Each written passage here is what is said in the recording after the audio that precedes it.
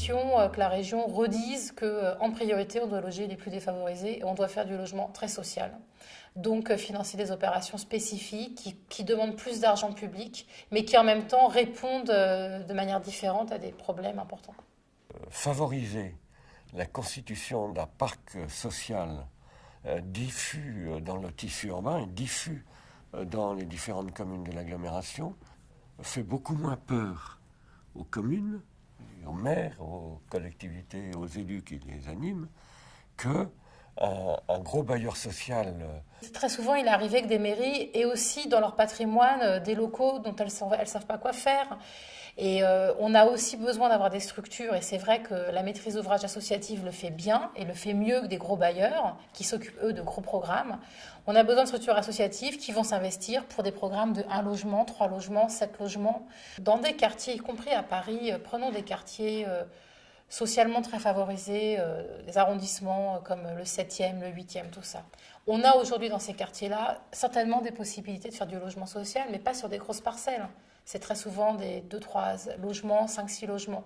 C'est extrêmement important qu'on puisse aller dans ces quartiers. Une structure associative locale qui fait un énorme travail de proximité avec lequel nous avons un partenariat sans faille, tant sur le volet logement-opération que sur l'accompagnement social qui va avec. Des micro-opérations, c'est vrai, parce que 3 logements d'un côté, 4 de l'autre, ça paraît dérisoire, je dirais, mais malgré tout, ça fait 7 logements qui ont été attribués, donc c'est très important pour une petite commune. Aujourd'hui, la principale difficulté, c'est pour obtenir des zones constructibles dans le cadre du PLU. Nous sommes contents de voir qu'on peut restaurer dans des petites rues, je dirais, dans des logements qui étaient inoccupés depuis de nombreuses années. Aujourd'hui, il y a peu de logements pour les personnes en très grande précarité.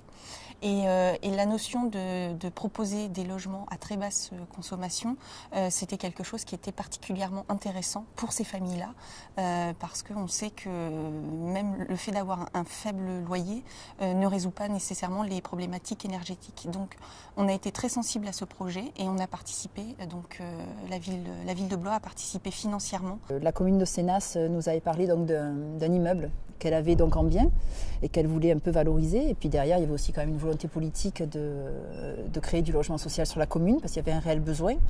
Donc on a travaillé donc avec la commune, avec monsieur le maire en particulier, en vue de voir comment on pouvait donner un nouvel avenir à ce bâtiment communal.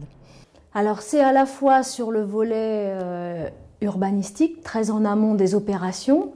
Monsieur Franck Magne travaille directement avec l'adjoint en charge de l'urbanisme sur les déclarations d'intention d'aliéner qui arrivent pour des éventuelles transformations de logements en petites entités collectives, en diffus dans les différents quartiers de façon à garantir une excellente intégration. C'est aussi permettre une vraie mixité et que les gens puissent vivre tous ensemble de manière conviviale.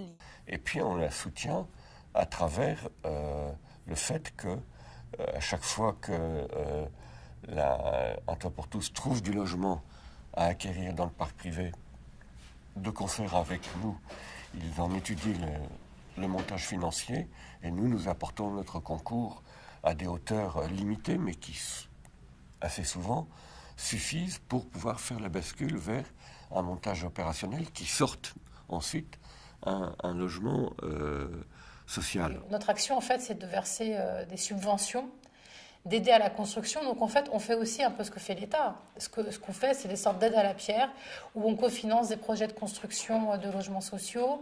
Et donc, sur le logement très social, la région verse des subventions assez importantes, qui peuvent aller jusqu'à entre 20 et 30% du programme. Donc, c'est quelque chose déjà très important. Ce qui fait qu'aujourd'hui, on met plus d'argent parfois que l'État, alors que nous n'avons aucune compétence en matière de logement selon la loi. Et puis, il se trouve qu'à la région Île-de-France, et là c'est lié aux élus, mais aussi aux services aux membres du service logement, il y a toujours eu un soutien de ce qu'on appelle la maîtrise d'ouvrage associative. Et c'est vrai que moi, mes services m'ont toujours dit, on doit aider ces gens plus qu'on aide les bailleurs sociaux classiques, parce qu'ils ont des problèmes de trésorerie, ils ont des problèmes d'ingénierie différents.